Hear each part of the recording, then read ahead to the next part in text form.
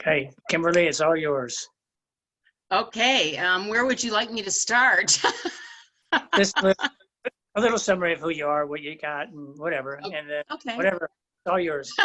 Okay. It's your You game. just want to kick back and have a glass of wine and have me entertain you. That's great. Yeah. Okay. Yeah, I am the author of a book, You're a Genius and I Can Prove It, and I created EmpowerMind in 1991.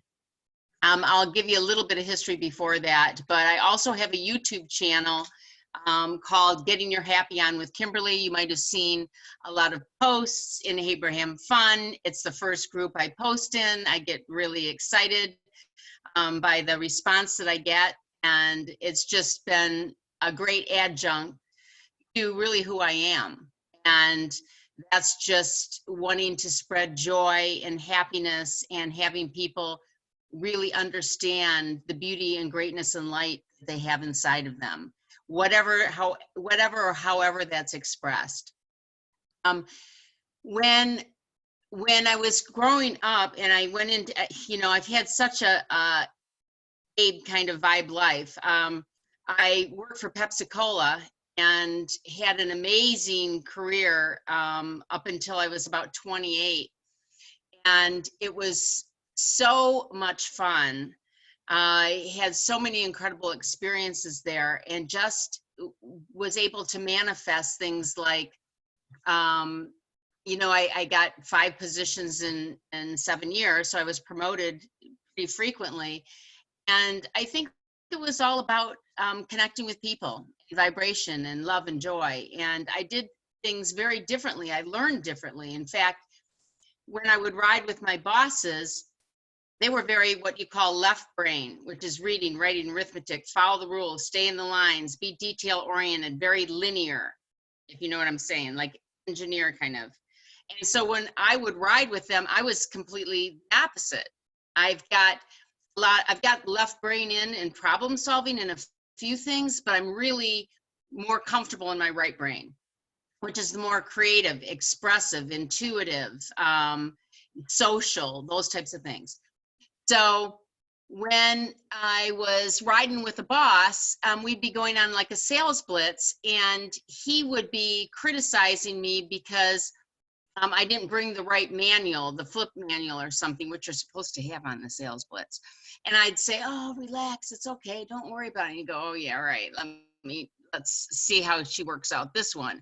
And then I'd go on the sales blitzes and I just connected with people. And I'm just going to give you an example, and then I'm going to jump into EmpowerMind. But it gives you an idea of what I felt was important in selling people. In networking or selling, I don't feel like you should be selling something. I feel always like you should be relationship building. And so we went in this one bar, I'm going to give you this example, and I'm looking around the room and I'm seeing all this paraphernalia from the Red Wings, from our football teams, he's a real sports nut. And so when we walked in, he said, you can come in here and talk to me, but I've had Coke for 20 years. I'm not changing. I love Coke. And, that's it. I go, oh, no, I'm not asking you to change. We're just here to, educate and see what's going on. If there's anything we can do for you. If not, that's okay. So I said, besides, if you've been with Coke for 20 years, I'm sure I see all your sports paraphernalia. I'm sure they take you to the Coke suite, up in Joe Louis Arena and let you watch the hockey games and the concerts. And he's like, I go, oh, well, maybe not. But, that's something that Pepsi does because, we really want to take care of our customers. And then he'd say something, else about Coke or whatever. And I'd say, well, I'm sure they give you marketing programs to help you upsize your products so that it, you can sell more and you make more money. And I was going through all these different points. By the time we got done, we not only sold them, we got rentals from him, we got extra products, CO2 he was buying. And so in the sales blitz, I was the top salesperson that day. And the boss was like, oh my God, I couldn't even tell people how that happened because he learned so differently. When somebody learns in a completely different way than you do, you can feel diminished, inadequate, or not good enough. And it can happen the opposite way too, which I'll talk about later. So as I was at Pepsi, I was struggling with the corporate rules, not being able to do things that I thought were really going to help people in the company. And I didn't really want sugar water to be my legacy, selling sugar water. So I don't know if any of you have heard of the Dale Carnegie course, How to Win Friends and Influence People course, a few of you. So I taught the Dale Carnegie course while I worked at Pepsi. And so I had that kind of as an adjunct thing. And that's really where my heart was, training, you know, helping, you know, all that excitement, upbeat stuff. So they, you know, Pepsi wouldn't put me into training because they said they wanted to keep me in sales because I was strong in sales. And this whole time when I was with Pepsi and even rode with my bosses, it sounds like, oh, well, you were so successful. And I was still panicked. I never felt smart. I never felt, you know, accomplished. When I would ride with them, I would feel inadequate because I didn't do things the way that they did things. And in fact, one of my last bosses looked at my day timer and I'd have things written in it sideways, different colors, you know, all over the place. And to normal people, what's normal, right? They would think that's very unorganized. And he would say to me, make sure VP never sees that, you know, oh my gosh, you know, get organized. I said, have I ever not followed through on one thing, just one thing that you've ever asked me to do? And he said, well, no. And I'm like, then get off my back, you know, because it was such a button for me. It was such a, people wanting me to do things their way, stay in their zone, in their rules. It was really often painful for me. Even in school, you know, I'm a visual, intuitive, and kinesthetic learner, which means I learn by doing. Give me a small thing, have me do it, and I'm really slow at learning it, but once I get it, through the top. So that's my style. So this whole time, psychologically, I just want you to know where I'm coming from. So I think everybody's amazing, and I'm always encouraging people. I was never threatened by people that were more efficient and effective than me. I was always stimulated and excited by people that are much smarter than I am and that are more accomplished, because it invigorates and motivates me. So I decided to leave Pepsi and I moved to San Francisco in 1989. And I worked in sales for a little bit as kind of a bridge. And then I worked with a mentor that really convinced me to start my own thing. I wanted to promote somebody else, and he kept telling me, you've got way more energy than this person. You should be doing this on your own. And I'm like, oh, no, I can't. And I'd give him all the reasons why I couldn't. And he'd say, oh, so you're afraid. And I go, no, it's because of this, this, and this. And I give him reasons. And he go, well, how could you find answers to that, and that? And I tell him how I could find answers and overcome that. Then he'd say, so basically still it's fear. So anyways, we got to the point where he said, you know, if you're teaching self-esteem, Kimberly, maybe you need to get some. And it was like, you know, to most people that would be appalling. It's exactly what I needed to hear. Because I had been accomplished. Everybody in the world thought I was so confident. To step out and live your dream, step so far out of your comfort zone to try what your whole soul wants you to do is so unbelievably scary. At least it was for me.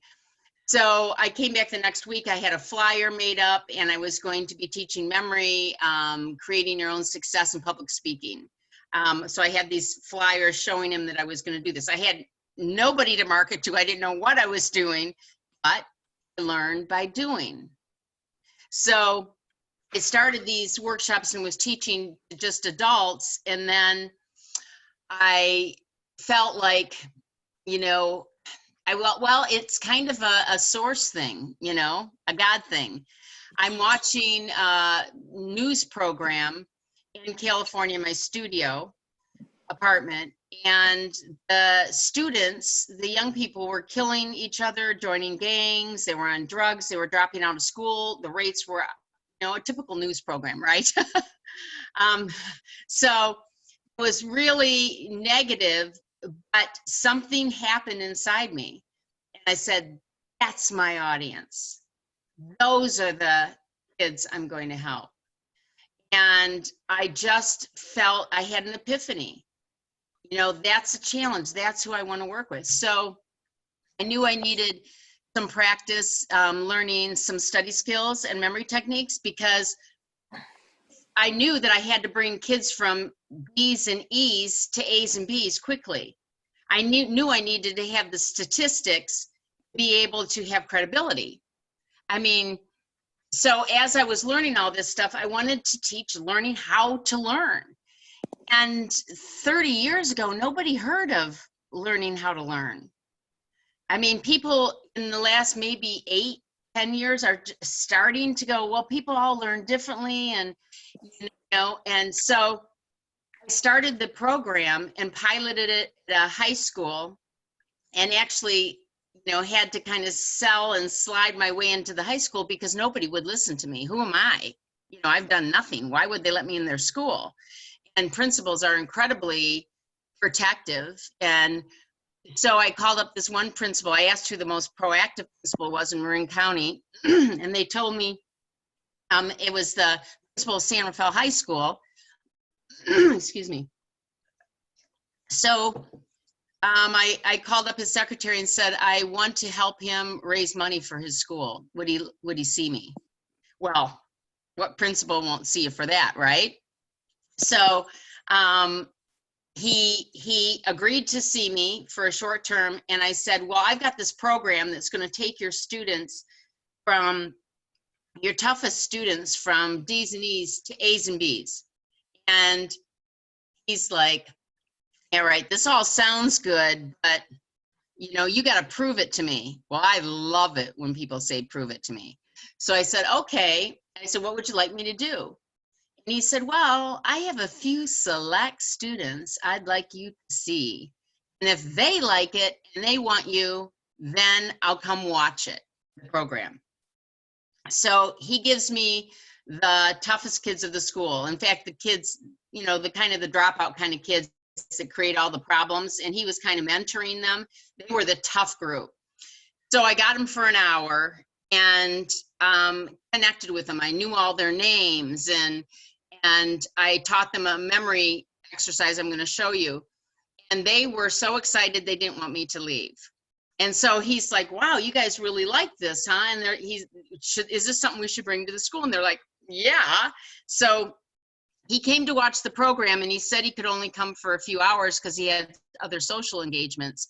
Well, he had stayed the whole day. At lunch, he's like, I said, well, Nando, I said, I thought you had other plans. And he said, well, yeah, I did, but this really works. I want to see that, I want to see the rest of it. So that's where I did my first pilot. And I worked with 19 at-risk students and made a gazillion mistakes. When you're first creating a program, you've got all your fun ideas, like having them dance on chairs. Well, come on, high school kids don't dance in front of each other, in the dark room at a dance. And I've got them dancing on chairs. No, it didn't work. I had to keep modifying things. So I modified it to clapping and to Rocky music. And that was a section of the workshop. Anyway, so I did all these. I'm continually learning. So the first probably 3 years, I was learning, fine-tuning, learning. And then it became, what groups am I going to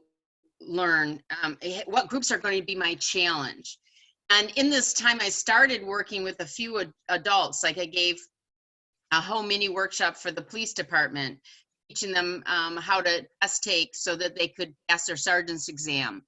And I did 2 programs for about 500 of the officers, and actually got pulled over on the way over to the event and told the officer, oh, well, sorry, I'm going to give a presentation. Oh, that's okay. Okay, go on, So anyway, I might get off on a few side tangents. So it was, You know, this is going to sound really crazy to say, you know, everybody's got a strength. Each one of you has some amazing genius in you that may not have even been acknowledged. I mean, my dear friend Karen, who's not on here right now, or she is, but she's not showing us. She is the best listener on the planet. And what a commodity that is today when people don't listen to people. And especially when you're a talker like me, you know, it's like, it's such a great thing. So each of you have something amazing. That's what I want to say first. And I hope that by the end of this, you get just a glimpse of how incredible you are. So as I go, I'll start with some of the stories of things that happened. And if any of you have questions, you can write them down. And I guess as we open it up, you can, you know, remember the questions. But so I'm working at Menlo Atherton, where Dangerous Minds with Michelle Pfeiffer was filmed. It was known as the game capital of the US at the time. It was a very, very tough school. And they gave me at-risk kids on 2 Saturdays. So you can imagine how excited they are to come to a learning workshop, right? On a Saturday. So most students come in, almost all of them, no matter if they're achievers or not, come into my workshops angry, or they look like they're going to a funeral, okay? So what I have to do is I have to connect right away and meet them where they are. So I've already got everybody's names memorized, which is a real challenge in the inner city, I have to tell you, because I think some people just throw vowels together, you know what I'm saying? And you're just, and you're trying to pronounce it and they'll go, no, that wasn't it. And then they slur their name. And so anyways, so I get this group. Now I teach from a mind, body, spirit perspective, because even though people talk all about learning and memory and association and all these things, they don't talk about the emotional component of learning. And it is key. It's key. So I heard about this student, David. He was great in football, got kicked off the team because he didn't have good grades. So the one thing he's great at, his genius, is squashed and told, you can't do that. You're not good enough over here, okay? So he's dealing with tons of resentment. He had like 22 credits, need 120 to graduate. You know, I can't remember how far behind he was, but he was like 1.5 years behind. And he was 15 at the time. So when I start off the workshop, I ask everybody, how long do you think it would take you to memorize 20 random words that have nothing to do with each other, forwards and backwards, in order? And then students will go, a day, never, you know, a week, hours at best. And so I ask them, so if you could learn them in like 2 minutes, 2 to 3 minutes, you'd have to be like a genius or pretty smart, right? And they're like, yeah, well, pretty smart, or, you know, you have a good memory. Now, keep in mind, now let's go back into the emotional component of what's going on for these kids. Never had successes, some of them ever in school. There were some smart kids in the group too, but I mean, some smart achievers, you know what I'm saying? So, like this David and some of the other ones, they had so many negative experiences around learning that they would distract themselves, talk to other people, because they were in such fear that yet one more person was going to prove how stupid they were, that they would shut down or act like they weren't paying attention. Okay, so I'm teaching them the 20 words. Every single person gets them in 2 minutes, except for David. Okay, so, and you know, everybody gets them. You guys are going to be able to do this too. I'm going to do a shorter list with you, but you're going to be able to do it too. So, and I tell everybody from the beginning, if you can't do this, then it is 100% my fault. I have everybody scream, it's your fault, you know, in the beginning, because I want them to know there is no pressure on them. That's what I tell them. There's no pressure on you. this is totally on me. You're my puzzles today. And if I can't figure you out, I'm the one that's failed because I'm a learning expert. And I got to figure out how you learn. If I can't do that, you know, I'm the one that screwed up today, not you. So they're all, revved because they got the 20 words, right? So I call on David and I say, David, you want to try the 20 words? And he only gets 3. So, okay, I want you to think in your mind, what do you do? How do you boost confidence with someone that only got 3 words out of 20 when every one of his peers, yet again, got all 20? And so I said to him, oh, David, I am so glad this happened today. I said, anybody here ever have your mind go blank? Put your hand up if you've had your mind go blank, right? So everybody's had their mind go blank. And so everybody in the room puts their hand up. And I said, well, sometimes when we're excited or we're nervous or we're stressed or for whatever reason, we know information, but it slips our mind. We can't recall it. It has nothing to do with intelligence, and it has nothing to do with your ability or even that you don't know it. I said, it has to do with how you learn information. David, I can show you how to do it. On break, just come over and I'll show you how to do it in a few minutes, okay?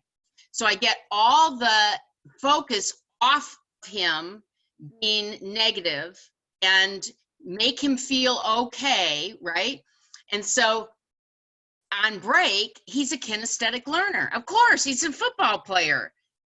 The football players don't do well in school because they learn by physicality and doing, not touch. Touch is different. That's tactile. Kinesthetic is learned by doing, physically doing something over and over, okay? It can be doing in any capacity. So in like a minute and a half, I show him all 20 words. He gets all 20. I just brought his body into it, which I'll show you later. But so now it's the end of the day. And I say to everybody, I say, hey, why don't we have David try those 20 words? David, can you do those 20 words we learned this morning? And he gets all 20, and the whole class went nuts. I mean, they just like, woo, and they were clapping and cheering for this kid. And if you could have seen the light come out of this guy, he was waiting for us the next week on the doorstep before the adults even got there to start the workshop. And they're like, whoa, wait a minute, David, what are you doing here? Oh, like something's up. And he's like, I don't know. And they were just astounded. They're like, David hates everything. I can't even believe he showed up the second Saturday. So he had so many remarkable experiences happen for him and had an incredible bond with my husband at the time. On an emotional perspective, his dad was abusive, and my husband had a practice wife. And so they bonded on that level to understand what difficult people are like and how abusive people can be. Anyways, so here's this African-American guy, big guy, walks across in front of all of his peers at the end and hugs my husband. Now, if you know the code, it doesn't happen. And there are so many codes that are broken when you have the commonality of love. When you hold a vibration so high that people actually see and feel who they really are, things shift and amazing things happen. So I'm going to jump around a lot on stories, but I've got a story that will probably cover just about everything. So now I'm starting to get bored because it's too easy to help everybody. So I go to the superintendent of Marin Schools in California, and I said, Mary, I said, I need the toughest students in your district. You have got to show me some really rough students. And she goes, I've got just the group for you. And I'm volunteering the summer to do this because I want this challenge. So I go into, these are adjudicated youth, which means they've broken the law. And I've worked in juvenile halls where there's you know, murderers and people that steal cars and do all sorts of stuff, you know, really intense crimes. But this was more truancy, drugs, fights, that kind of thing. At a few middle school and early high school. And I think I might have had a few 16-year-olds maybe. So I'm starting out the workshop. And this, you know, at this time, I'm 30 years old. Okay. So I'm this white blonde chick that walks into the room and they're thinking, ooh, this is going to be good, you know? And so, I get up and I'm just writing on the board before we get started, and I'm hearing these people talk to each other, the students, on you effing bitch, you know, and they're just talking to each other like this. I'm thinking, I volunteered for this all summer. Oh my God. Okay. So I'm thinking, boy, getting their attention is going to be rough. So I turn around and I start, you know, teaching, start trying to not do the normal things I normally did. And I was getting like, I'd have half of them. Half of them were right there and half of them were disruptive and talking, and because they were the ones, see, I didn't know this at the time. They were the ones that were in such fear. They had to disrupt and look around and act like they were, you know, disinterested or overwhelmed. By the way, they volunteered to be there. They saw my videos that I'd done on my workshop, and they all volunteered. They wanted to be there. This is how tough this group is. So I jumped up on top of the table and I said, if you think that you're an idiot, if you think that you are worthless, if you don't want to be shown how amazing and brilliant you are and proven that you're a genius, then get out of my classroom. I said, because I believe each one of you is a genius and I'm going to prove it. Well, whoa, that was a different message. They were used to getting yelled at, but they weren't used to that message.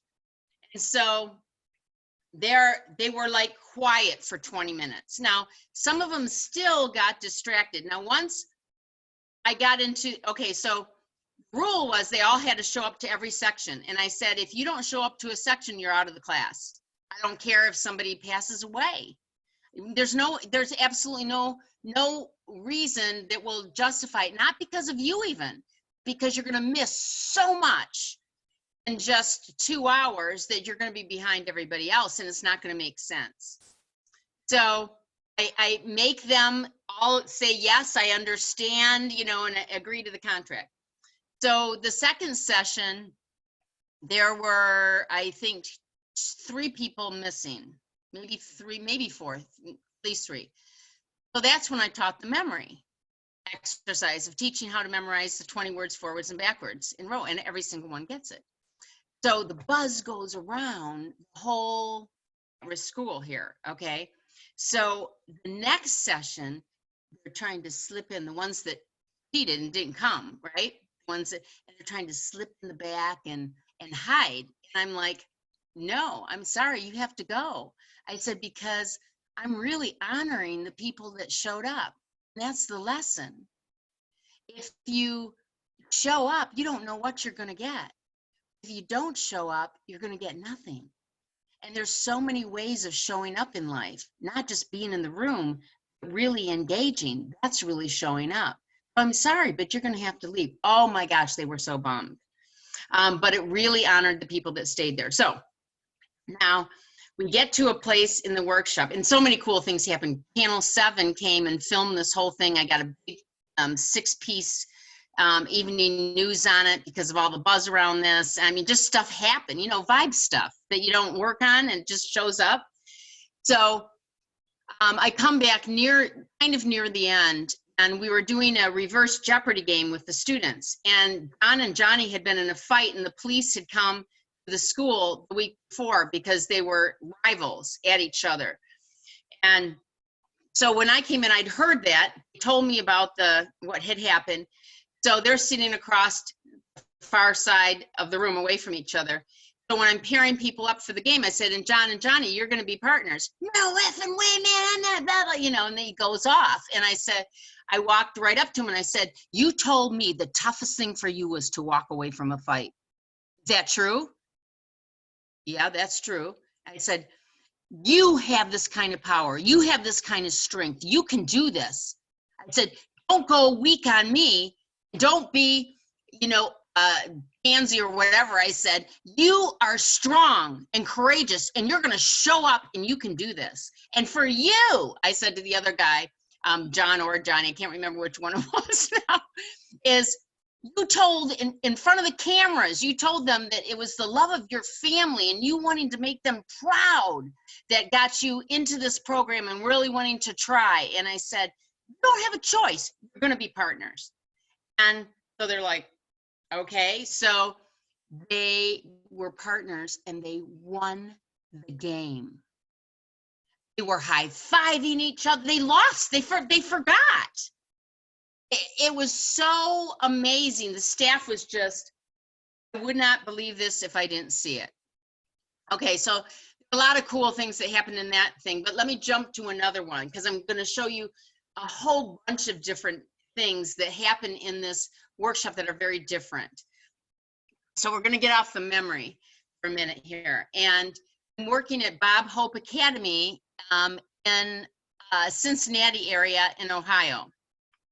And it's, all I knew is they were at-risk kids. So I'm thinking they're at risk like the other kids, right? And so I go in and there's schizophrenics, bipolar, ADHD, which I expected, dyslexia, which I expected, central auditory processing issues, I expected that. I didn't expect the mental illness with this. So they were so severe that I couldn't even do a regular 2-day workshop. My 2 days ended up being 1 day because it took me so long to get through things because I had to go person, person, person. Like I would look on this computer and I'd had to ask each of you individually. We couldn't have a group discussion. They were incapable. And so got to this part, and this is totally an Abe thing. So we get to this part in the workshop and it's meditation visualization, right? And now can you imagine these people being able to do that, right? So I'm thinking, there's no way. And that voice said, source said, no, you're gonna do it. And I'm like, I am? Are you kidding? I just didn't, I don't think they're gonna be able to do it.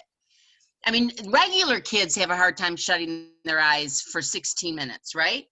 So I'm thinking, how can I meet them where they are? This just came out of my mouth. I'm telling you, this was the God speaking through me here. Said, hey, how many of you guys like a really good high? Oh, now I've got their attention, you know, now they're like, yeah, you know, and so I said, well, this is going to be like a natural high. I mean, it's like your body could be tingling, it could be floating, you could have warm sensations through you. I mean, really cool stuff. And they're like, okay. So I told them and explained everything that was going to happen, how they were going to be safe, because a lot of these kids are scared to shut their eyes because they're abused at home. There's bullets going over their heads. You know, there's no safe zone, and to shut their eyes is horrifying. So I also asked them, I forgot to tell you this, I also asked them, how many of you guys trust me? And every single one of their hands went up. And I did that actually before I talked about the good high. So I'm going, okay, they all at least trust me. That's a good place to start. Let's go.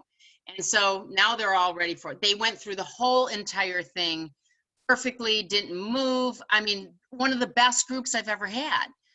And we had the officers right in between them so that they were felt safe and that nobody would move. Well, this is the cool thing. So afterwards, we all get together in a circle for the next 50 minutes. And these kids acted normal, like a total regular group discussion. And the staff was like, oh my gosh, we wouldn't believe this if we didn't see it for ourselves. And because people, like Abe says, people don't learn through talking to them, they learn through experience. So when you have an experience of your greatness and 5 minutes before or 15, 16 minutes before you couldn't do something and you would bet your life you couldn't do it, and then you're able to do it in 2 minutes or 16 minutes or whatever, it totally shifts your whole belief system. I'm And sorry to interrupt, Kimberly. When there is no resistance, watch how yes, people advance.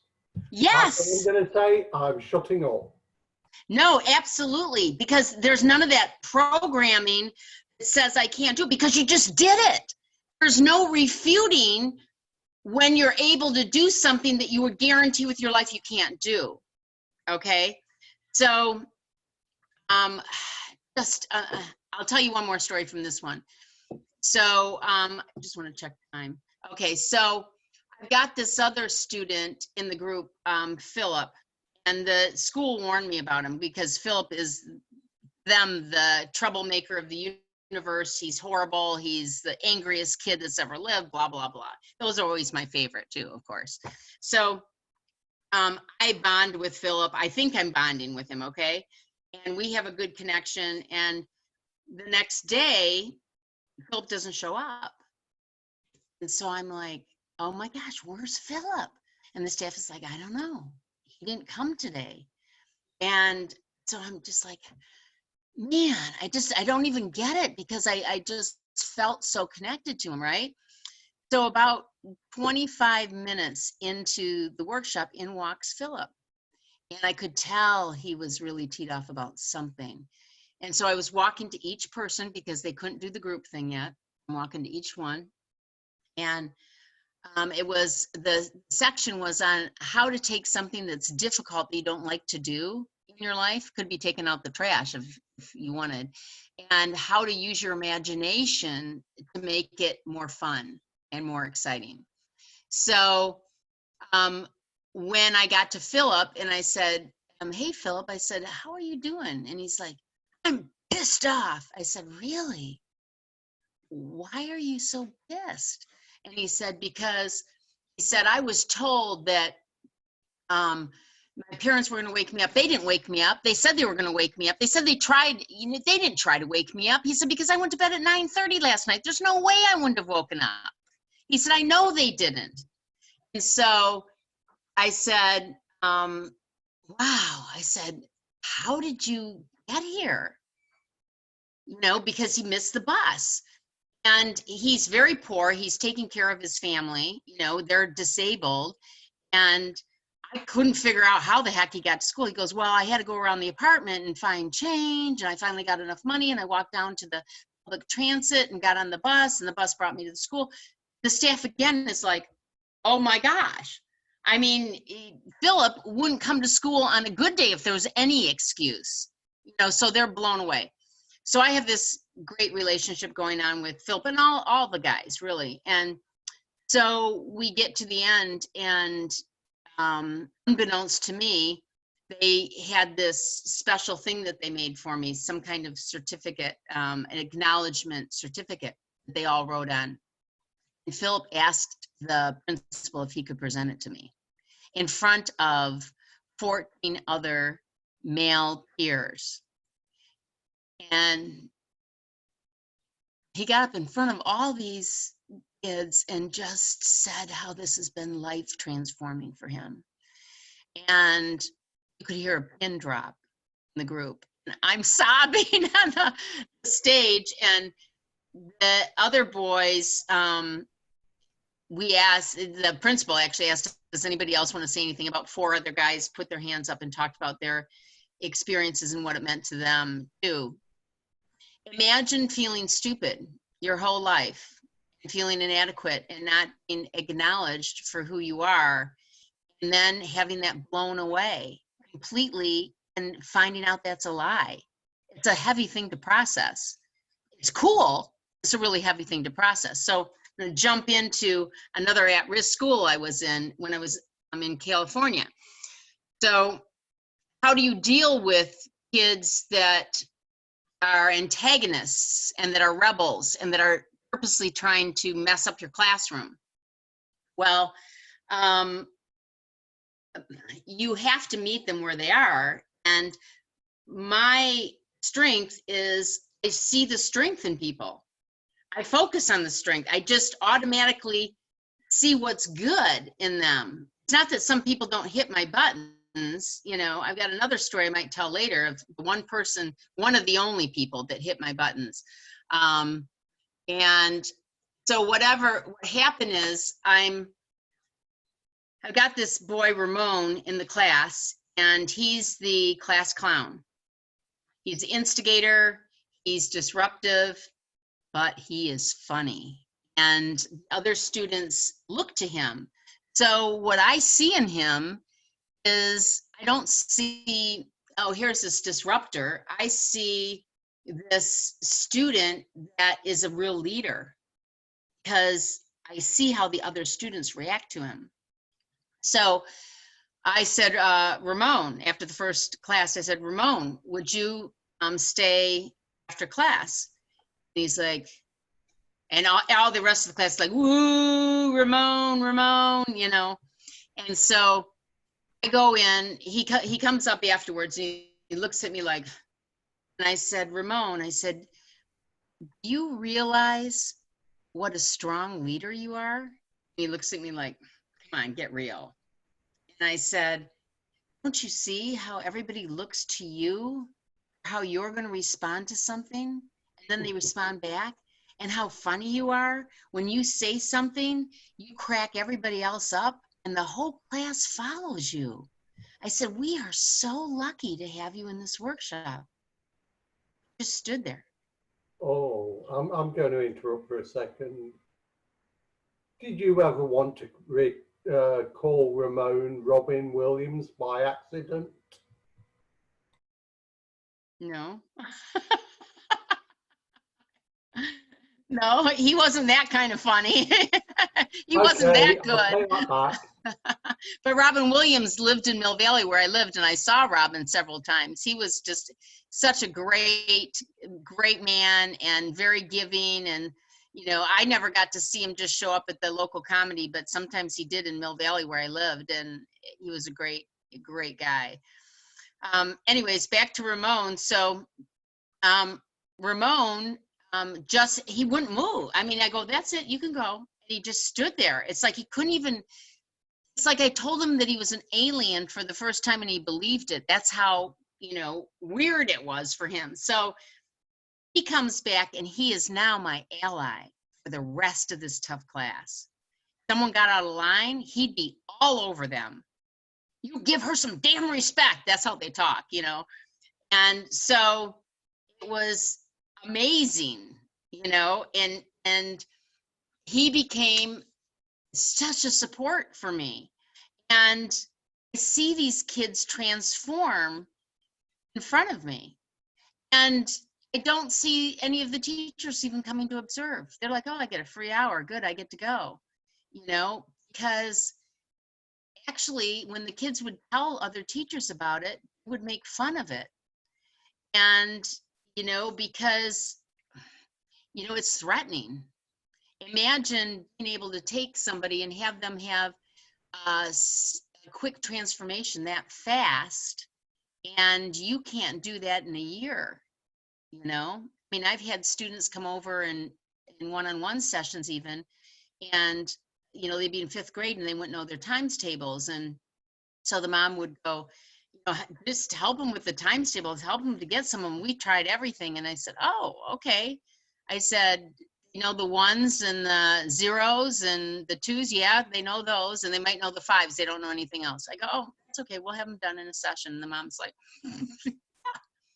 good luck, honey, you know.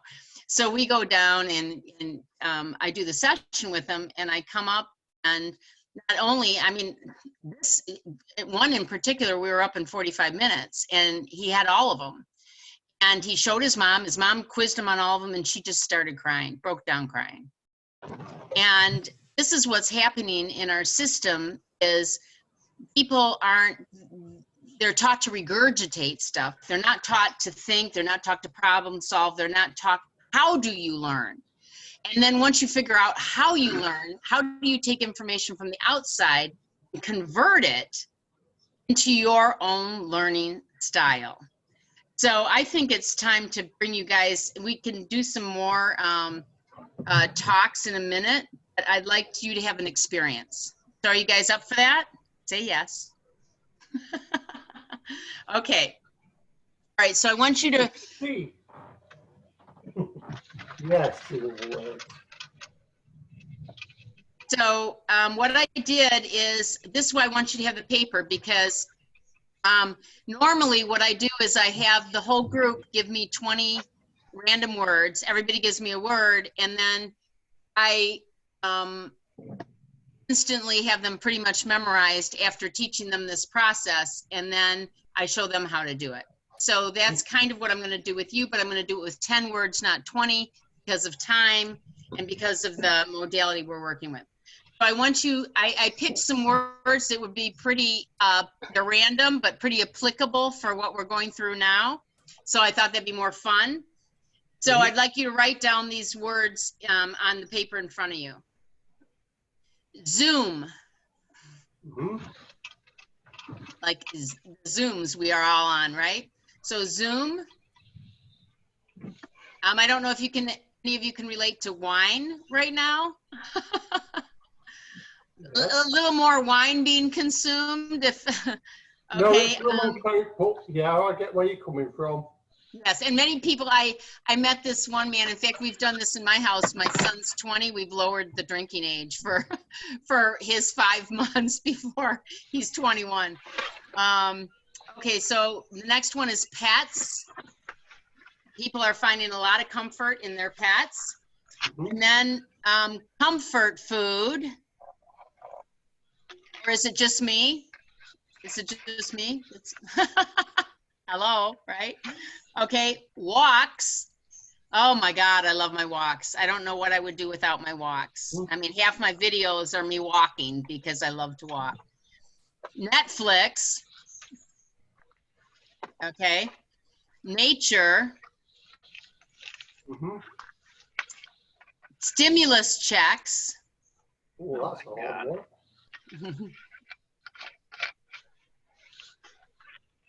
Is everybody up to so far? Okay. PJs.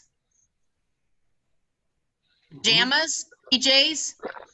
PJAYS, yes. Pajamas, however you want. Okay. Yes. And the last one, Abraham Hicks. Of course. What? Oh, Abraham Hicks. Abraham Hicks. Okay, now I want everybody, it's okay if you're muted, but I want you to even say out loud, even if I can't hear you, I want you to say, I will not try and memorize this list. Everybody, I will not try and memorize this list. Okay. I am so relaxed, I will not try and memorize this list. Right. And if anybody does not get something on the list, I will be able to show you how to do it. And I actually hope that happens, somebody misses one, because then I can go in and fine tune. But if you can't do something, you don't have to worry. There's no pressure on you, because it's my fault if you can't do it, right? Say yes. Okay, that's everybody's favorite part. Yay! Okay, so first of all, I'm going to take you actually through the whole process here.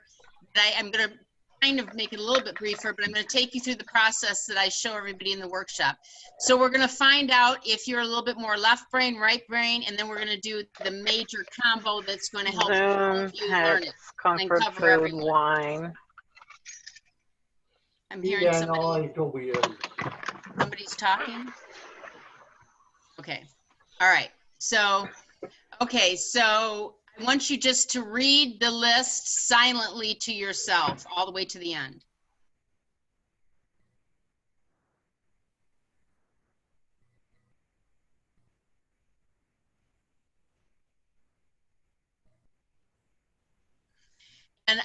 And out of order, how many of you think you know at least 6 or 7 out of order?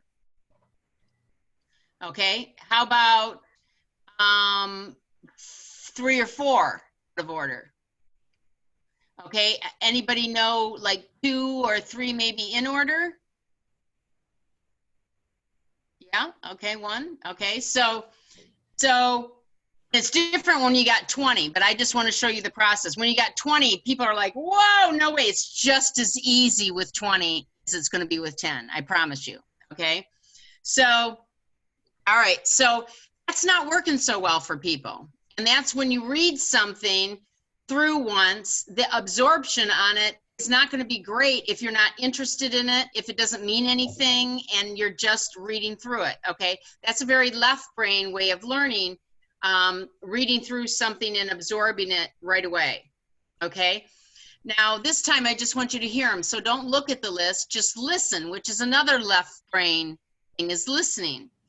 Okay, Zoom, wine, cats, comfort food, walks, Netflix, nature, stimulus checks, PJs, and Abraham Hicks. Okay. Anybody feel like they have more? We'll just say more from hearing it.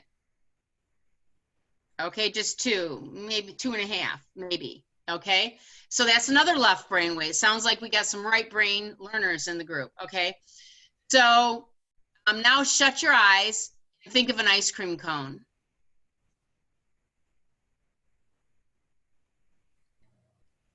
Somebody unmute and tell me what your ice cream cone looks like. Describe it to me. Oh, it's a big ice cream cone.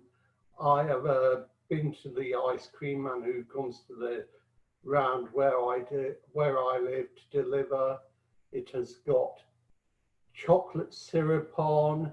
It has got nuts. It's got hundreds and thousands. Excuse me, are you Americans? Sprinkles. And We have those too. Yeah, well, I know you Americans, when I say hundreds and thousands, being a Brit, you see sprinkles. So excuse my, you know, I'm not being ignorant. But No, okay, no. The ice cream just tastes wonderful. It is vanilla flavored. It is a whippy style soft ice cream, and it is touching my palate wonderfully. Wow, you have great description, lovely. Jonathan. How many of you had the exact same ice cream cone he did? Anybody? Look, see, isn't that amazing? I can say in a classroom even 2 words, ice cream cone or alien or something, and everybody comes up with something different. Once in a while, there's 2 that have the exact same one. Why? Because it's based on our past experience, based on what we're interested in. But the cool part is that we think in pictures. There have only been about 5 or 6 people in the whole time that I've been teaching this that do not think in pictures. So thinking in you automatically use your imagination. You don't think about it. You don't push, oh, God, I got to get an ice cream cone up. No, it appears in your memory, in your mind, in your vision, right?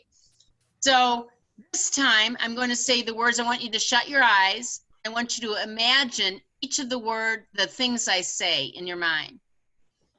Zoom, wine, pets, comfort food, walks, Netflix, nature, stimulus checks, PJs, Abraham Hicks. Okay, you can open your eyes. How many of you think that helped some? Okay, that's the right brain part, okay? So you're getting closer. All right, now all you have to do is do what I ask you to do. Just watch me and do what I ask you to do, all right? So first, I want you just to stare at the screen And what are we on? I want everybody to say Zoom. Everybody say Zoom. MOOZ.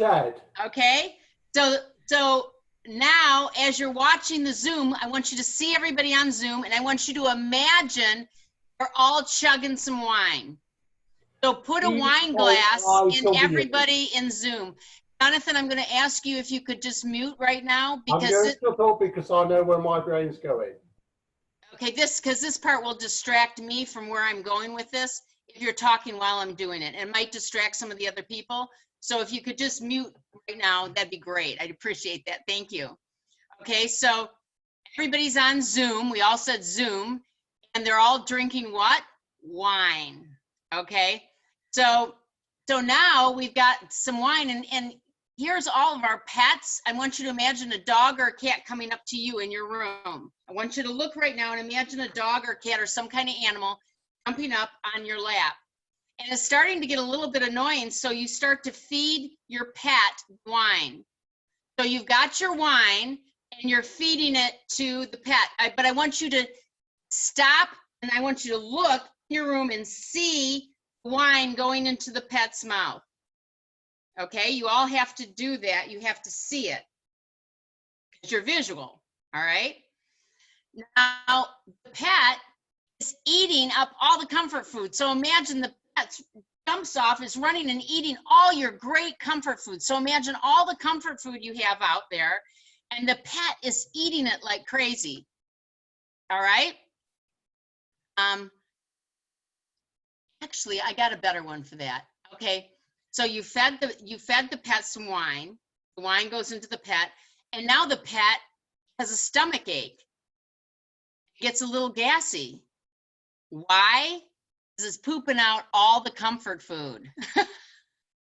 It's a little more twisted visual, but it's easier to remember. Okay, so your pet is bloated. It's getting big, and you're like, "What's going on?" And all of a sudden, out the end comes all the comfort food. So just see it one after another, your comfort food, okay? And because there's been so much comfort food, we got to take a walk. So you're all going on walks with your pet, okay? So pets had the comfort food. Now all the comfort food makes us big and bloated. We got to go for our walks. And after our walks, you're relaxed. So I want you to imagine now, don't worry about remembering any of this, you guys, okay? Just hang with me. So comfort food, you're bloated, so you got to go for a walk. Now you come home and you see Netflix. So I want you to come home from your walk. How many of you have ever taken a walk since you've been in this quarantine? Anybody? Okay. So after your walk, you're going to come and sit down, chill for a good Netflix. But you know what this Netflix is about? I don't know what you guys are interested in, but this one's on nature. It's a beautiful nature movie, maybe whatever nature movie you've ever seen in your life, whether it's National Geographic or the Lion Whisperer or whoever it is, you're watching nature. Now, the cool thing in the nature, when you look in this, you look at all the trees around and you see that they are growing stimulus checks. So there's stimulus checks all over nature. It's in the bushes, it's in the trees, it's everywhere. You see them? And hold your stimulus check. What are you going to buy with it? Some new pajamas. Okay, so imagine you're putting your cash in your check or whatever, and what are you getting? Tell me. Pajamas. Okay, so now you're in your jams. What's the best thing to do in the morning in your jams or at night in your jams? Listen to Abraham Hicks, right? That's what we're going to do in our PJs. So imagine yourself in your jams, your PJs, listening to Abraham Hicks. Okay, now we're going to start at the beginning, and you guys can say it with me. You can mute or unmute, it doesn't matter. And I'm going to say them and give you a trigger, and we're going to go through the list, okay? So what was the first thing in front of you? It was the MOOZ. Zoom. Zoom. Zoom. Okay, it was the first thing we saw. What did all the characters have in the Zoom? What were they holding? Wine. Wine. Excellent. Okay. Who are you feeding the wine to? Our dog. Pet. Your pets. Your pets. Okay. And what did the pets about? Oh, comfort food. Comfort food. Okay. Now, if you're getting stuck on some of them, just pause, relax, and just visualize them again. Okay. So now we had so much comfort food. Where do we need to go? On a walk. On a walk. Right. And on the walk, and when we come back from the walk, what are we going to do?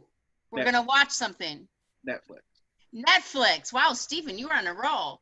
Okay, so we're going to watch Netflix. What is playing on Netflix? A nature movie? video. Nature. So don't worry if Stephen's going faster than you. Sorry, I don't mean to go too fast. No, because it just matters. Don't judge yourself and go, oh, I didn't get it. You've got it. It's just he's going faster. Okay, and it's a little more difficult when half of you are muted and half of you aren't, and you can't see each other, hear each other. Okay, so we're watching the nature. What was stuck all over nature? The stimulus checks. Stimulus checks. Excellent. Okay. And what did you buy with them? PJs. And who were you listening to? You guys better get this one. Abraham Hicks. Abraham Hicks. Oh yeah, it's Okay, Esther. so this was really cool. Okay. This was really, really cool because in school I struggled with learning so much, and that right there just like blew my mind. Yep. Oh. Well, Stephen, I want you to do all 10 words all on your own right now, and I'll help you if you get stuck. What was the very first one? Zoom. Yep. And then Second one? wine. Mm-hmm. Comfort food. Not yet. Oh. Wine. Focus, just see the wine. Wine, pet. Yep. Yeah. Now see everybody else, go with them. So wine, pet. Okay, I want you to see and go with him too, because he might go a little bit faster than you. It's okay. Okay, so wine, pets. Comfort food. Comfort foods. Walk. Yep. Netflix. Perfect. That's a hard one to remember. Okay, Netflix. Nature. Yep. Stimulus checks. Yes. Days and Abraham. I had to repeat kindergarten, and I had to repeat a year of high school. So Wow. I And you didn't need to, Stephen. Really. Kimberly, it's thank you so. for telling me to shut up. That Stephen could work on this. You know me, you know my mind. And I thank you for telling me to shut up so Stephen could work on this. I really did in high school. Like, I believed I was stupid and I would always get F's and D's. And so I actually really did believe that I was stupid, so I wouldn't even try. And I wish that I would have had that right there back in school. That would have been really cool. Oh, I'm going to hit a story. Edison, he was given this thing from a letter to his mother. And I'm just going to concentrate on the story. Right, Edison, letter to his mother from school. And the bottom line is, his mother looked over the letter and translated it in her mind to tell Edison. You know Edison? I trust you do. Light bulb. I've heard of him. Oh, I know you have, Kimberly. Well, bottom line is, the school couldn't contend with Edison. His mother gave him a different story from what the school said, and just look how far Edison went. Oh, there's hundreds of thousands of people like that, and you just haven't met them all. But I've met a lot. Yeah. And I'll tell you, dyslexics are some of the most brilliant people I've met, actually, because they're functioning in a world where everything that you rely on reading is mixed up. They still are incredible. It's crazy. Jonathan, would you like to do the 10 words in order? Why don't you try it? So we started with Zoom. Do you want the reverse order or the straight order? Oh, you want to try in reverse? MOOZ.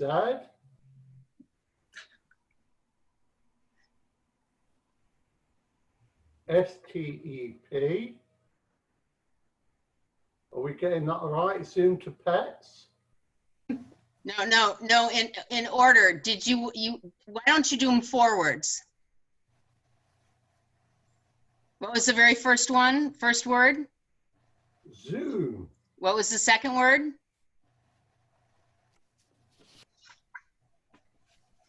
When you're looking at Zoom, what did you see? Look at everybody. What was everybody doing? Just visualize it.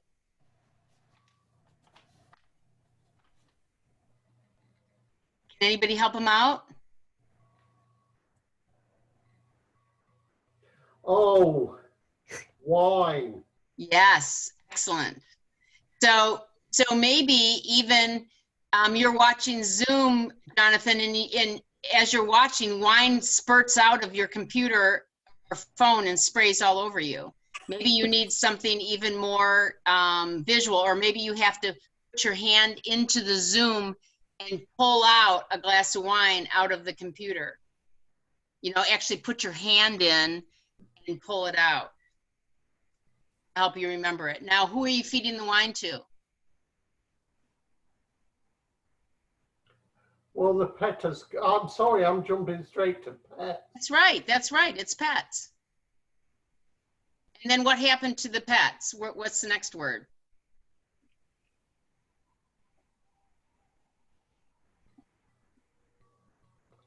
I'm getting a mental block because my recent pet's passed. Oh, okay. And see, isn't that great?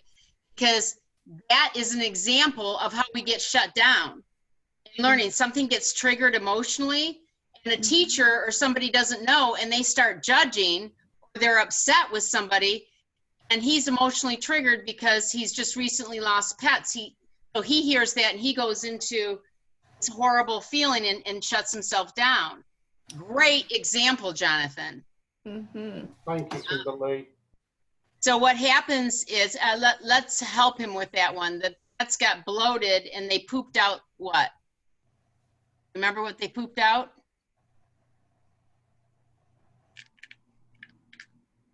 Somebody help him, because this is an emotional thing, will completely shut you down. Mac and cheese. Mac and cheese. Wow, you got really specific. That is the best comfort food. You're right. It is. This is the best. Okay, so you ended up getting so bloated. What did you have to do when you were bloated? Maybe you need to hear it again, Jonathan. Does anybody else? Karen, would you like to try the list? Oh, I'll defer to somebody because, yeah, I'll defer to somebody else who wants to try. Okay, who would like to try? I can do the list. Okay, Selena, why don't you try it? Zoom, wine, pets, comfort, food. Oh my, every time I got KFC, the cats were around. Okay, so, KFC for me, KFC for the cat. okay, Jonathan, Selena's on. She's our star right now, so you got to give her respect. Okay, Selena, you're on. Netflix, where I'm watching a nature show. Uh-huh.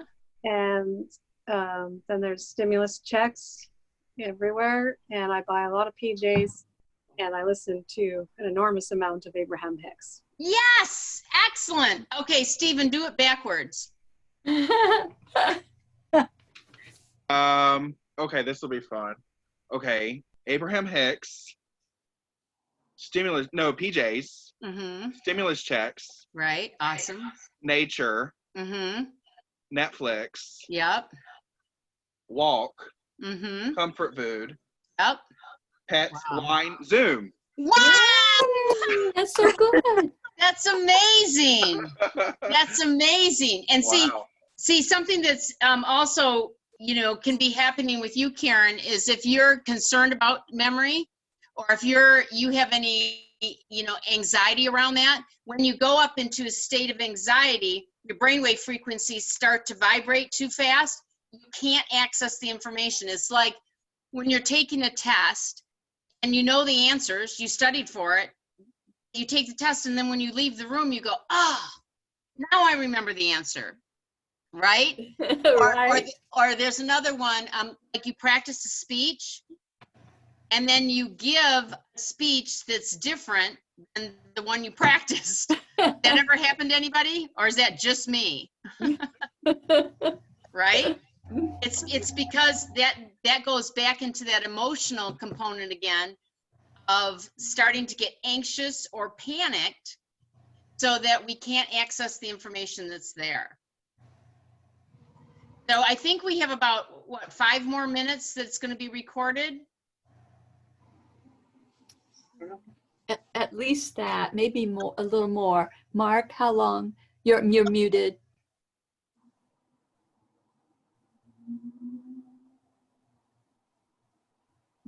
Where's Mark? Here I am engrossed with everything. I'm so, by the way, I'm just so amazed and impressed. And Stephen, your story was incredible. And I got to tell you, I'm just gonna say, Karen wouldn't even try. Well, was a little bit shy about it, but I got to tell you something about Karen. Since she was a tiny little girl, she was the smartest girl throughout college. She was the smartest person all the time. And I met some of her high school friends, and they were saying she was the quiet girl that was always so smart.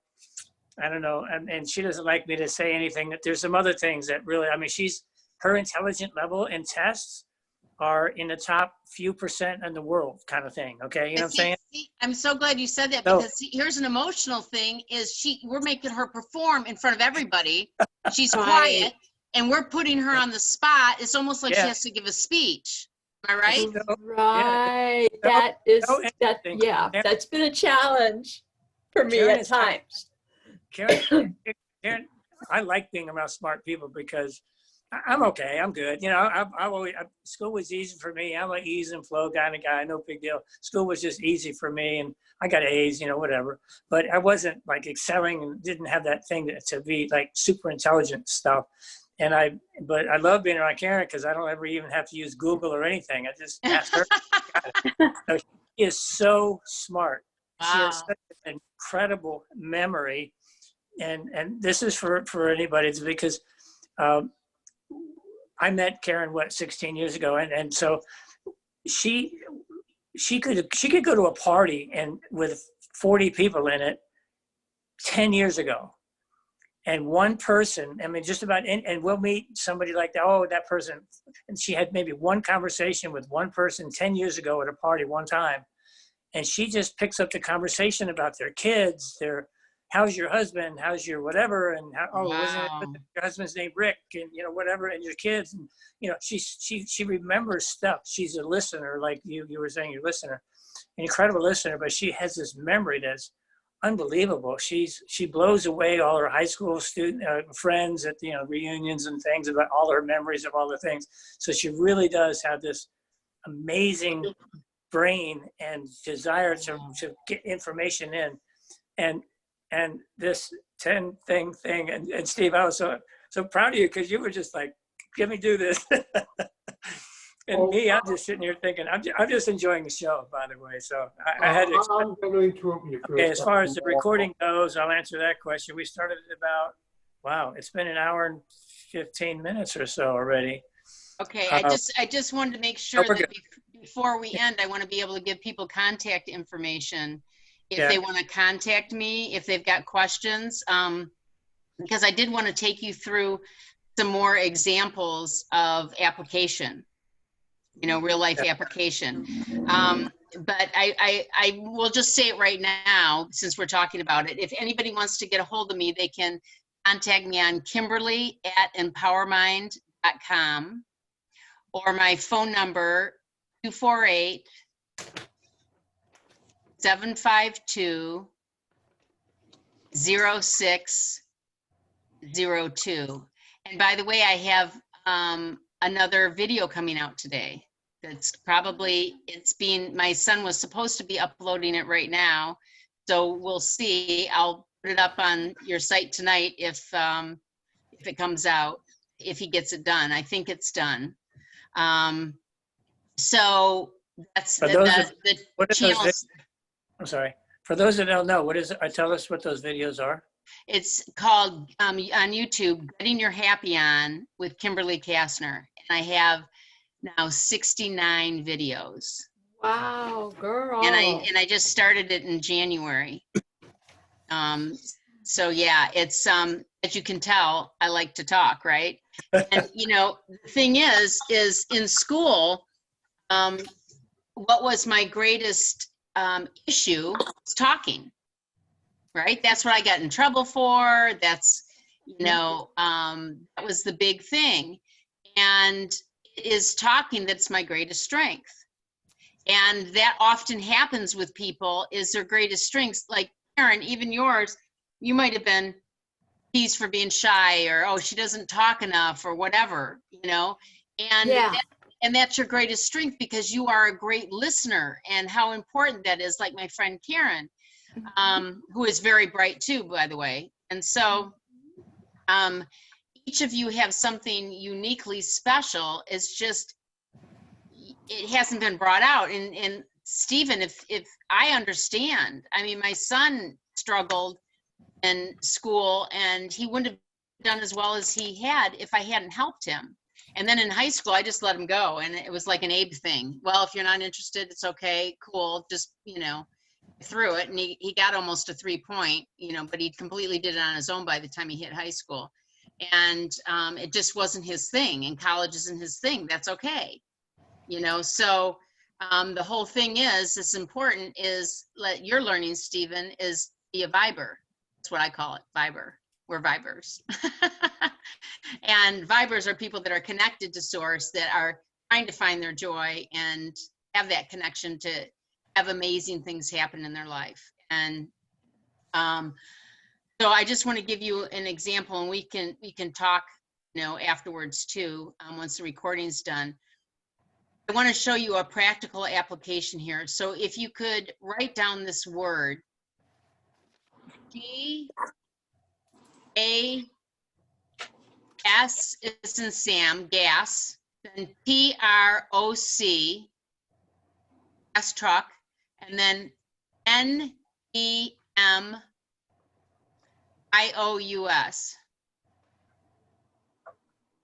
It's pronounced gastrocnemius,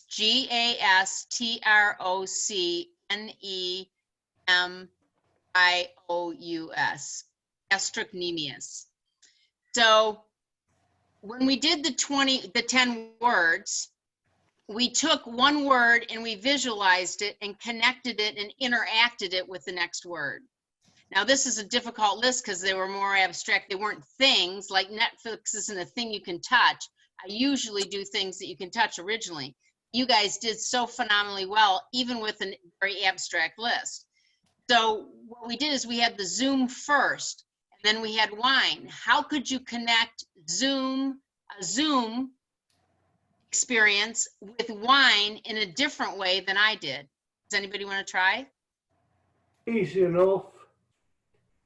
A friend across the pond, or even in the same area as you, with the current situation, you're on Zoom, you're sharing a glass of wine. Perfect. Okay, so you're just on a Zoom sharing a glass of wine. That's great. Okay, so you visualize, but you got to take the moment and you have to stop and see it. So we're bringing in multiple senses here, you know, like some we say, some you act out, some you know, I kind of did a whole combination because I don't know how all of you learn, so I'm kind of blending it all together. And you're just focused on the wine now. Forget about the Zoom. It's not a story. You think it's a story, but it's not a story. All we're doing is connecting one thing with the next. So now you got wine. How do you connect wine with pets in a different way than I did? Oh, I could go crazy here and say about the pictures in the past of people saying about wine developed for cats, but that's another story. No, let's leave that. Does anybody else have one? That we're doing pets, wine with pets. Not your specific cat or dog, it's wine with pets. I accidentally spilt wine on my pet. Okay, beautiful. Okay, so you got wine and it's on your pet. And wine could be, oh gosh, I gotta go to another Zoom. That could be a wine too, right? Yeah. Oh, you know, that's a different kind of wine. It doesn't have to be the wine that you're imagining they're having there, because all you need to do is remember the word wine, okay? So Yeah. are you seeing what we're doing? Now let's get back to gastrocnemius. So now you've got this long list of vocabulary words. And I use gastrocnemius because probably most of you don't know what it means, and it's a difficult sounding word, okay? So what is in the word gastrocnemius that is a word that you already know or you could visualize? Gas. Okay, gas. Now what do you see when you see gas, Stephen? I see a puff of smoke. Okay, a puff of smoke. And when you see the smoke, would you think smoke or would you think gas? Oh, I would think smoke. Okay, so gas could be like I'm going to mow my yard, so I have the red gallon of gas. Okay, so you're gonna see the gas Can, gas yeah, the can. gas can. Okay. Okay, so you guys visualize it, whatever you want in the form of gas. It could even be having human gas. It doesn't matter. You guys come up with whatever gas you want, okay? Now, if you have a whole list of 100 words, I bet none of the other words are gonna start in gas.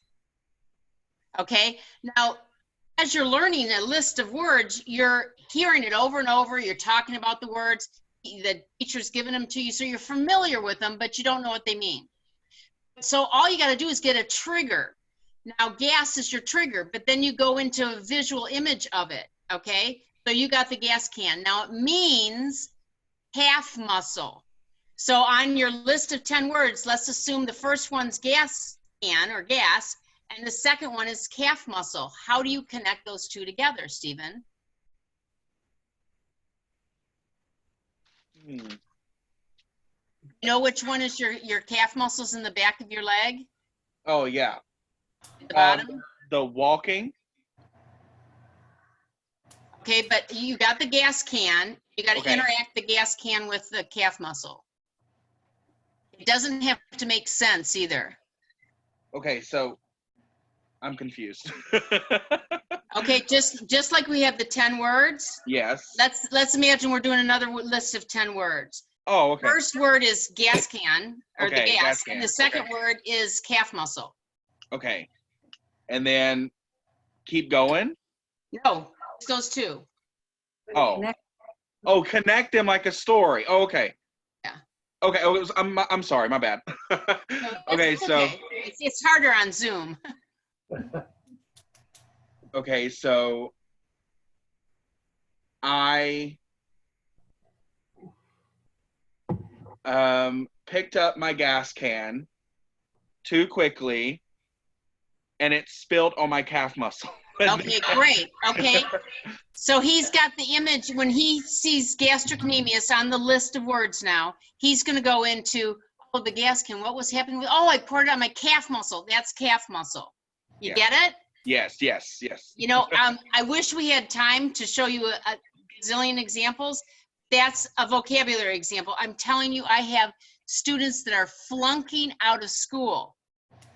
Flunking. This one kid took a bus all the way to Marin County from San Francisco, and he went back and he said that last week, the best thing that happened to him was he got 100% on his test. And he said, I said, oh my God, that's incredible. And he said, yeah, they were checking. He was laughing through the test because he has a really kind of twisted sense of humor. And the associations he was making were really kind of dark, probably, or funny, or whatever, you know, teenage boys. And so he was laughing through his test. Now this is an E student. He's flunking almost everything. He's laughing through his test. He gets 100%. What do you think the teachers are thinking? He's What cheating. have you been smoking? They're thinking he's cheating, right?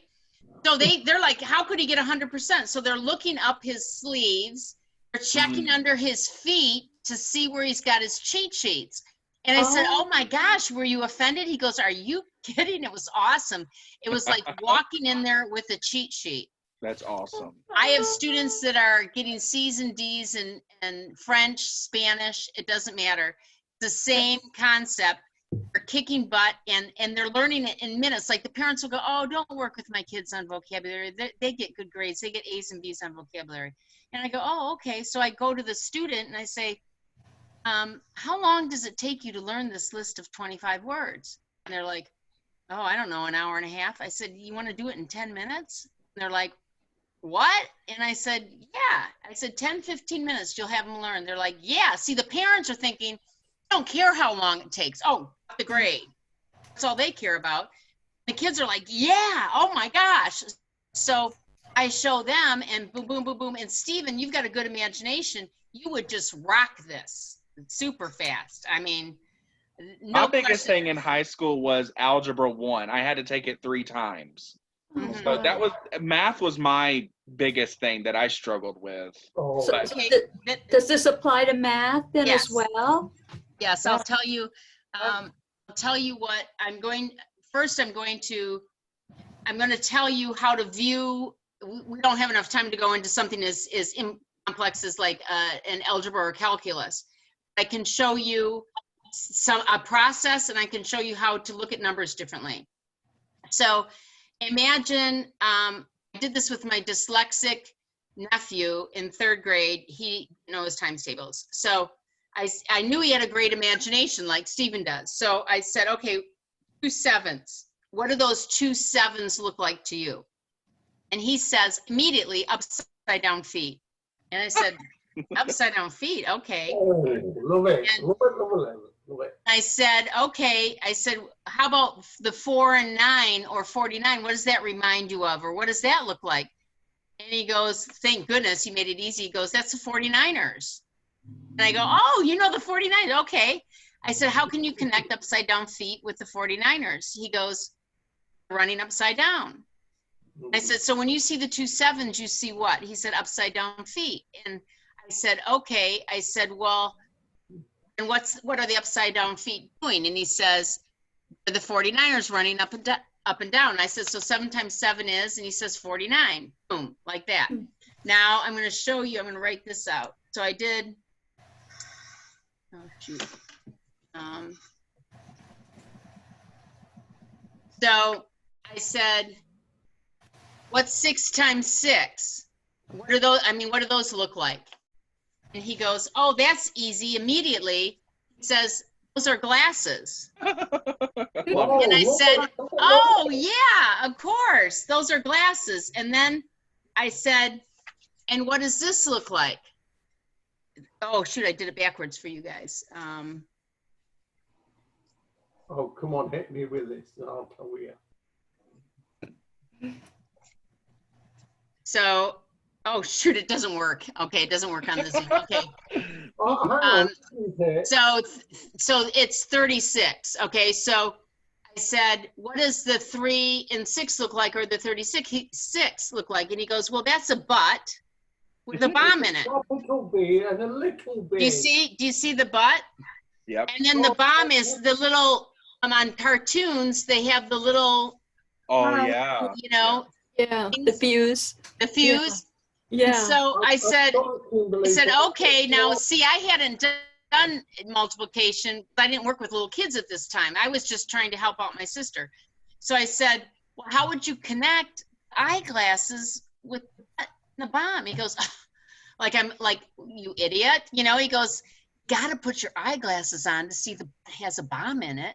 And so he puts on the eyeglasses and he sees the butt with the bomb. Boom, he's got it. Now, my sister's a 3rd grade teacher at the time, and she said, oh my God, you're making this so hard and complicated.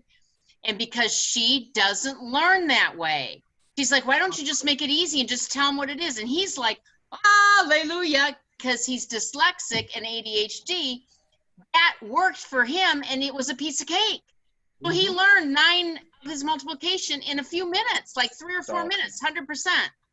And, That's awesome. and couldn't learn them. And from his So- imagination.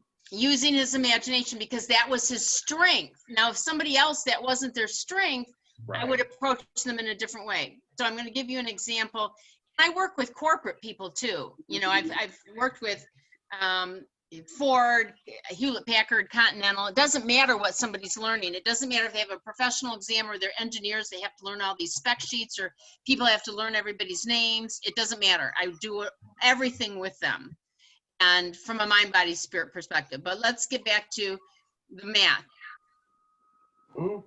If you were struggling with math in this way, what I do with students and teach the teachers when I'm working with teachers to teach their students is teach them one step and just have them learn that one step, but across the board. So let's say you've got 10 problems, okay? 10 algebraic problems. All you're allowed to do is the first step of that problem to all 10 of them. And if you don't get 100%, you got to start over with a new set of 10.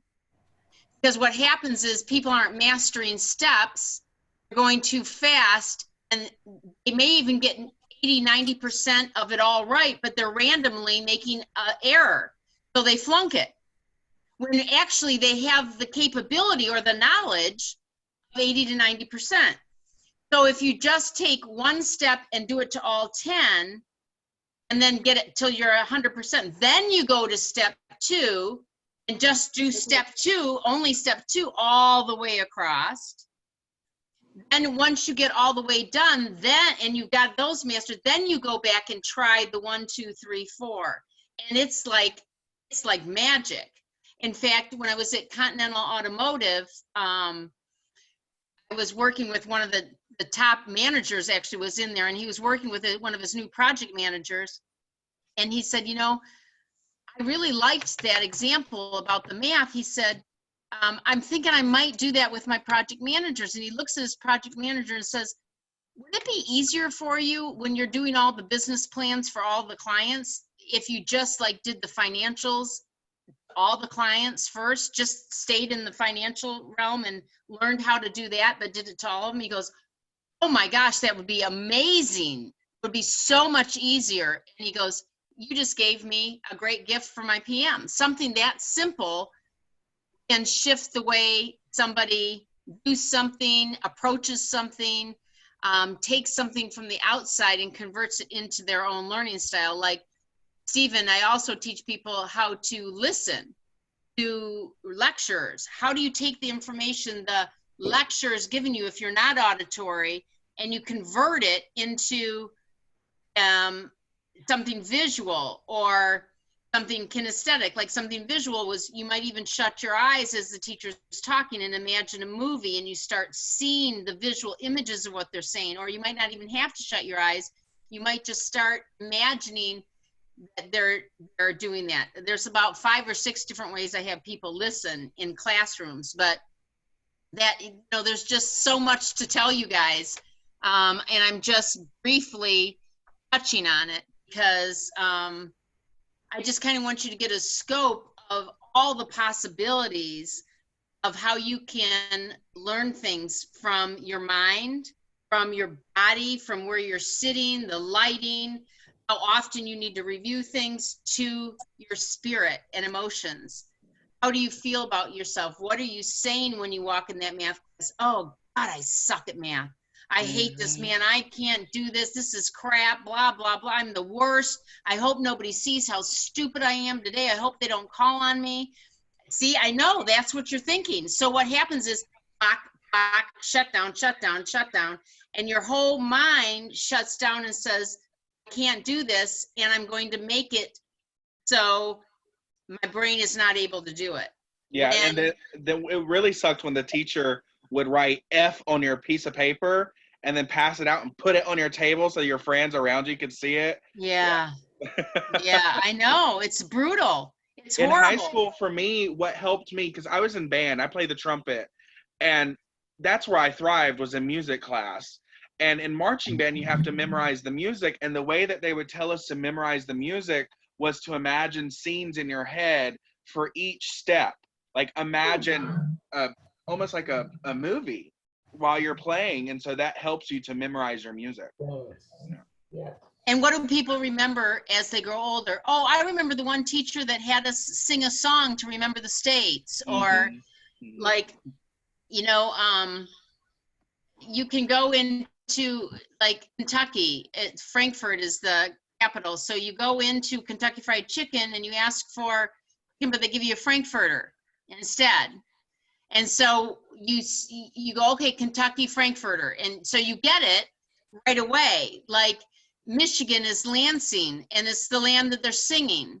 So it's the Lansing, you know, so you're in Michigan, that's easy because everybody lived here, but Wisconsin, you know, you can make whatever things you want to remember things. Like even the states on the bottom, I had them do a mnemonic, which spells out can't lag on the bottom of the United States with a little one missing. The one that's missing is Mississippi. So it's perfect. You know, you don't have an M, it's the one missing, that's Mississippi. And then you just go up the other way, connecting them, like something that reminds you of California. You think of something that reminds you of California. It doesn't matter what it is. It's Disneyland, Mickey Mouse, if it's you know, warm beaches.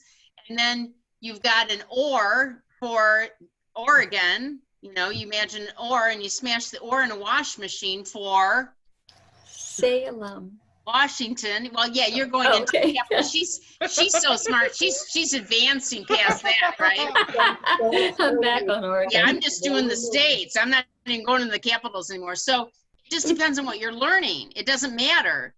Like I had this man at Continental, this engineer, and we were learning spec sheets. And they have hundreds of them they had to learn. And we had about 10 minutes left of the session. I saw that he had about a third of the sheet done, but he had 2/3 he needed to learn yet. And most of the people were progressing pretty quickly. And so I said to him, you know, I can help you learn the rest of this sheet because I know how you learn. And I said, so you can learn it because we've only got 10 minutes left. I want to help you learn it. And I said, not only will you be able to learn it for the spec sheet, but you'll understand how to use it with every other spec sheet you have. He's like, okay. I said, all you have to do is ask me for help. And he couldn't do it. He put his head down, and the HR woman's sitting there going, oh my God, you know, and so I take responsibility. What did I do? How did I screw up? So because it was my first workshop with engineers, when I get a new audience, it's new. It's never my material. That's a piece of cake. It's what do I need to learn about the audience? And so next time I worked with engineers, I needed to meet them where they were, right? Mm-hmm. So I said, how many of you think it would be better to get a problem solved in 20 minutes and completed versus 4 hours? Well, of course, everybody's hand goes up, right? And I said, so would you guys be willing to, you know, walk over into a cubicle or pick up the phone and ask somebody for help? You know, if they knew a piece of that puzzle and you knew they knew that, would you do that? And now they're the deer in the headlights. And I said, I know that you get your self-esteem and your worthiness and your strength because you're our problem solvers of the world. You're known and for being the geniuses that are coming up with solutions. I mean, it's so cool. I said, so I understand that. And I said, but I said, do you guys use computers? And they're like, yeah. I said, how about calculators? Yeah. The internet? Yeah. Did you invent those? And they're like, no. I said, they're just tools. Wouldn't the true genius be to utilize every resource you have, including people, be able to maximize your ability to get something done in less time with optimal result? And I'm telling you, engineers, it sounds pretty basic to some of you, and some of the engineers came up to me on break and like, you blew my mind. You totally changed my belief system. And it seems basic to ask for help, but people, you know, feel stupid. They feel inadequate. They don't feel, they're shy, or, you know, for whatever reasons, they don't feel like they can utilize that aspect. Like I went on a trip in Europe with my girlfriend to Spain, and we were just in Spain together, and she loves maps. She's an MD. She's like a map freak. So every time we got near a map, she's like, oh, let me look at the map.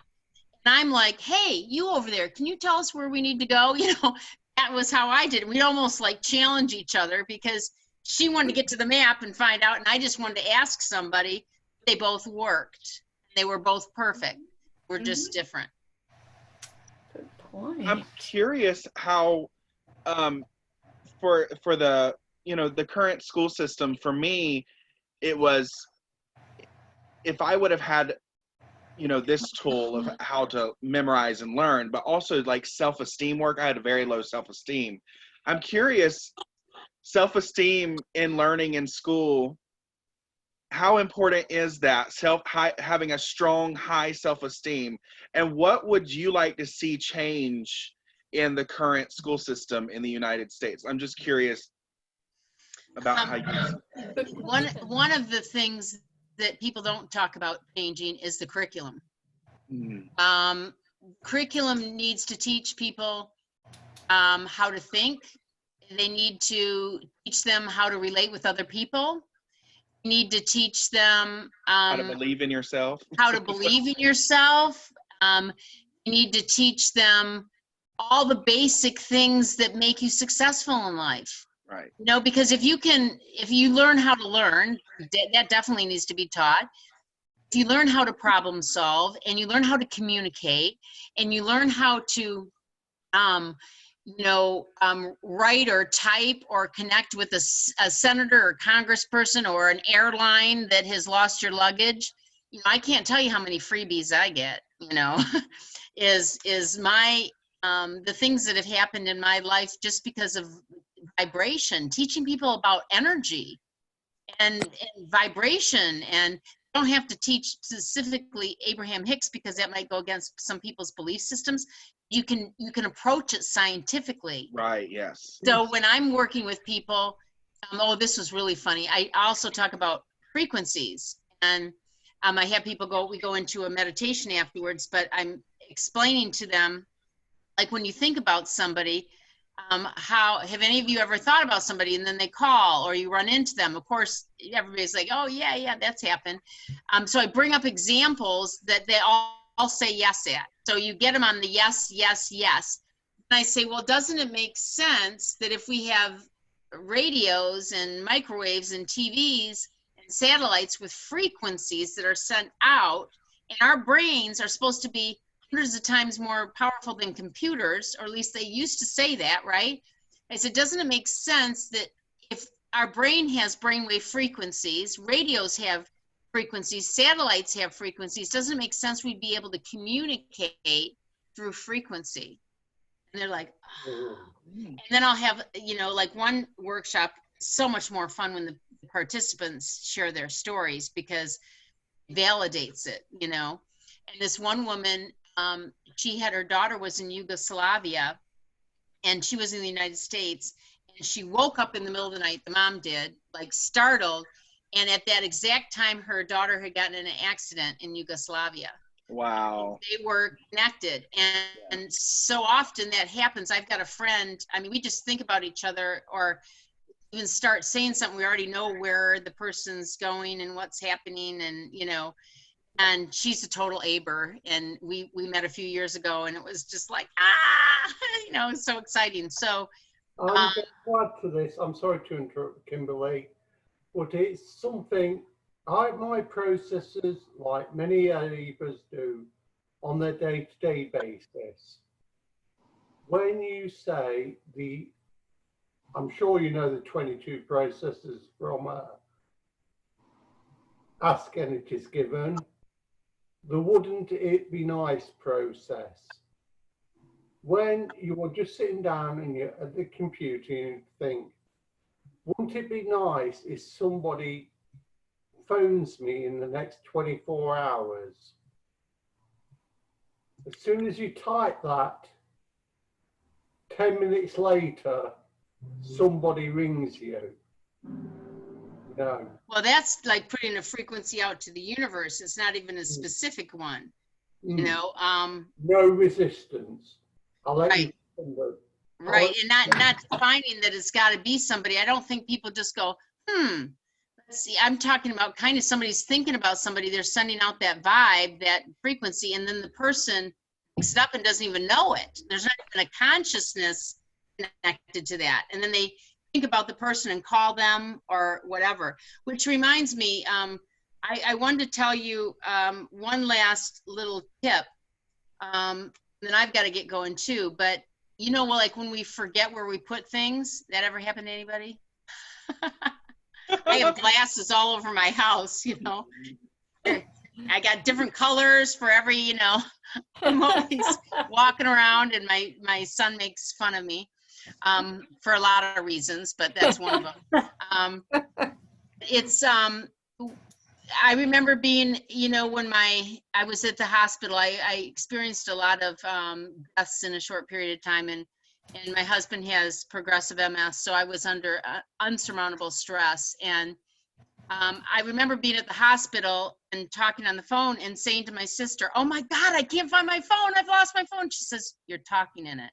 Oh, that's So sometimes it's usually about thinking of too many things at once, distraction, lack of focus, anxiety, stress. Okay, so to ask you to choose one thing, like let's say it's your glasses or your cell phone or your keys. Keys are a good one. There's two ways to do it. One is setting up a system. You go to somebody's house and you forget your keys or you forget something, you set it on your shoes or on your purse or wherever, so that you know you're not going to forget it. That's a system, a learning system, okay? To actually remember it, if you deal with one thing, let's say I'm seeing glasses, I'm taking my glasses, when you take them off, I'm taking my blue glasses and I'm setting them here on the computer. You're saying it, seeing it, and touching it. So you're bringing in multiple senses. It's fast. What happens is we walk in, we're distracted, we set our glasses down, we do something else, and we are nothing's focused on it.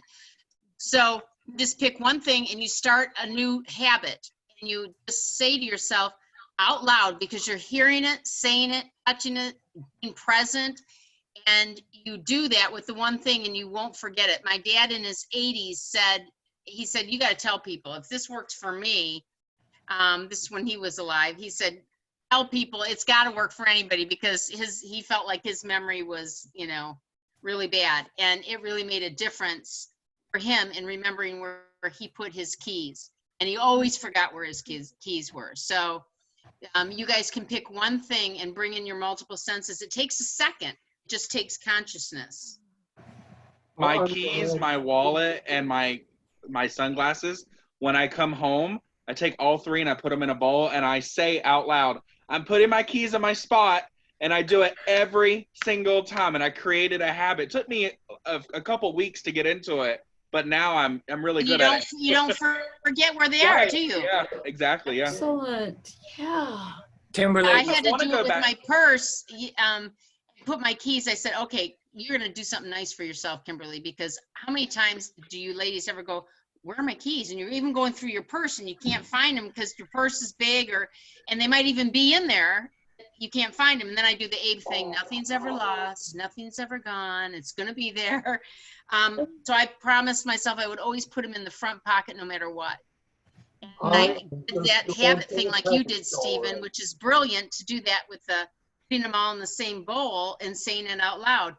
Well, since I've done that, I don't have that anxiety anymore. I don't have to go through that anymore. So that's another learning system, you know, a learning system in coordination with bringing in your multiple senses. Can't go wrong. Kimberly, We're going to be good for another at least 10 minutes. I think this should be 2 hours. If you don't mind, if you have to go, that's fine. But okay. I do have one subject or question that when I hear people say, I'm not good at math because my father was not good at math, or I'm not good at music because nobody in my family played whatevers, and can you dispel any of that stuff? Because I'm believing that something about you can be and do and have anything, and is that anything? And anyway, Well, first of all, it's got to be their interests. They've got to want it. But I'll give you an example. One of my roommate in Mill Valley, when I first moved to California, she was brilliant. She was a lawyer. And she was the general counsel for Ask Jeeves, you know, ask.com. I don't know if you guys have heard of it. Okay, Oh, Stephen yeah. has. So, she was just a power lawyer. And her stepson came through my workshop. And he was just blown away about how fast he did everything. And he was just young at the time, and I was showing him a multiplication. And I was showing him, I was showing her how we did it at lunch. Now, her dad owns Robertson Stevenson, one of the largest financial firms in San Francisco.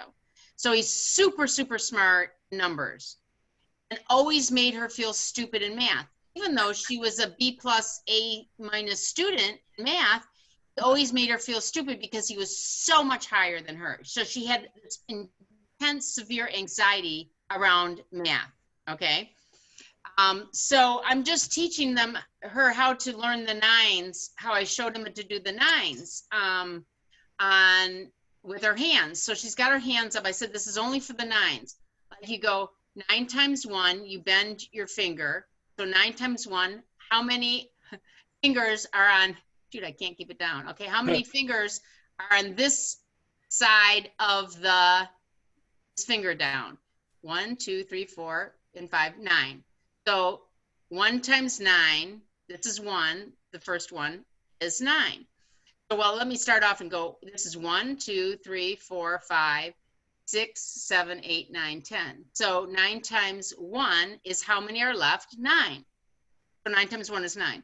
9 times 2 is how many are on this side of the space? 1. How many are on this side of the space? 8. So it's 1, 8, 1, 18. 9 times 3 is how many are on this side? 2. How many are on this side? 7, 27. Are you following me? So I'm doing this with her. I got her hands on the table, and she's just panicked. She can't, she's like, I just don't get it. And she's trying to put her fingers, and she's just going crazy on this. And it was so difficult and frustrating because of the anxiety. So you take, somebody grows up and thinks they're not good enough, they can't do it, everybody else is smarter at musical in their family, but they don't have it. First, they've got to want to, they've got to have the desire or the interest. And then you can overcome the box of what they've experienced by proving to them that that's not true about who they are. You can't do it through telling people and lecturing. Like throughout my whole workshop, I'm doing crazy ass stuff. I haven't even told you the stuff I do in it, but there's so many crazy things that have stepped people out of their comfort zone, or they've done things that they said were never possible. When they're able to do them, it totally shatters their past limited belief system. And they open up to other possibilities, like maybe even music they hadn't thought they could do before. Even though we didn't talk about music in the workshop, because now they're open, they realize they can do all these things, they may turn and be able to feel like they can be more confident in music. This makes me want to go back to school because I'm so excited to learn that. Awesome. That makes me want to go back. Well, I have to tell you that's happened before too. I've had parents even come.